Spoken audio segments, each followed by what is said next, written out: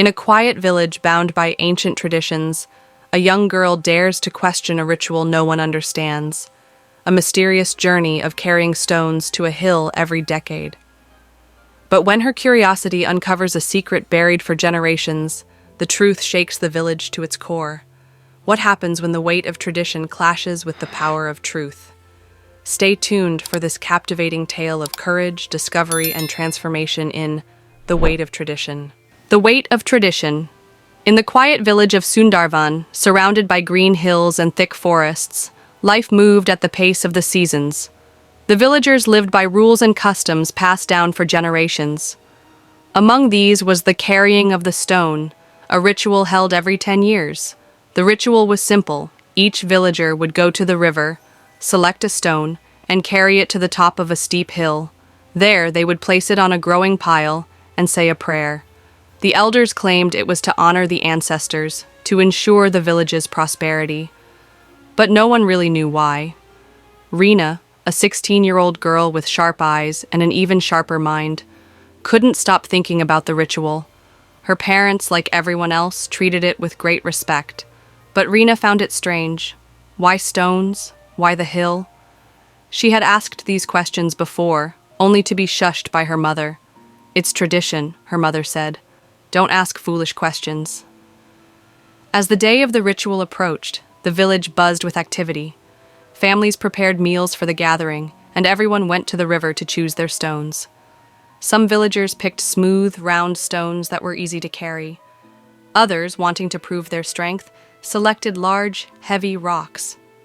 Rena wandered along the riverbank, kicking at the pebbles underfoot. She finally picked up a small, flat stone.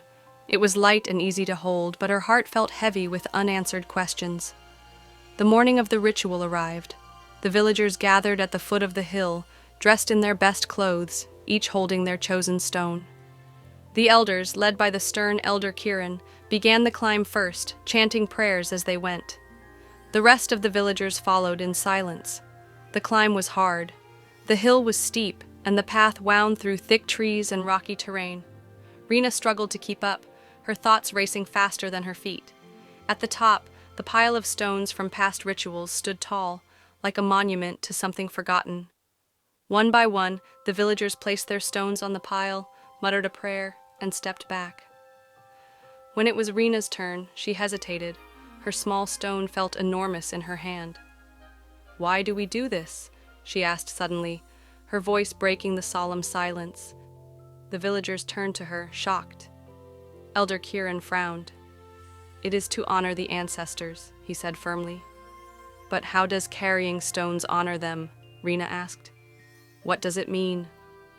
Kiran's face darkened. "It means respect. That is all you need to know." Rena placed her stone on the pile, but felt no peace. That night, unable to sleep, she grabbed a lantern and returned to the hill. The forest was quiet, the trees casting long shadows in the moonlight. At the top, the pile of stones loomed over her. Determined, Rena began to dig. The stones were heavy, and her hands ached, but she didn't stop. Finally, beneath the pile, she uncovered something unexpected. A hollow in the ground filled with old carvings and clay tablets. The carvings told a story. Long ago, the village had faced a terrible drought. The people had carried stones to the hill to build a reservoir, catching rainwater to survive. The ritual had begun as a practical act, but when the drought ended, the villagers believed the stones had pleased the gods. Over time, the true purpose was forgotten, and the ritual became a habit. Rena stared at the carvings, her heart pounding. The stones hadn't saved the village. Their own ingenuity had. The next morning, Rena gathered the villagers. She shared what she had found, showing them the carvings. Some were amazed, others confused. Elder Kiran, however, was furious. "You had no right to disturb the stones," he shouted. "I had every right," Rena replied boldly. This ritual was never about honoring ancestors. It was about survival. We don't need to carry stones anymore. We need to remember the real strength of our people. Her words caused an uproar. The village split into two groups, those who clung to tradition and those who believed in Rena's discovery. The argument lasted all day. But finally, a decision was made.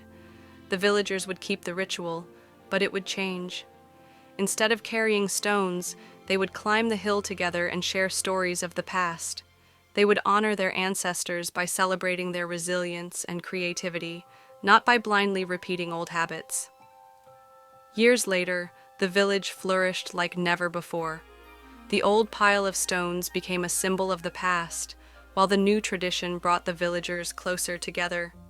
Rena grew into a leader, her courage and questions inspiring others to think for themselves, and every time the villagers climbed the hill, they did so with joy, knowing that the weight they carried was no longer one of ignorance, but of understanding and pride. Every journey has its end, but this is just the beginning of more adventures. Don't forget to like, subscribe, and share so you're ready for the next exciting chapter.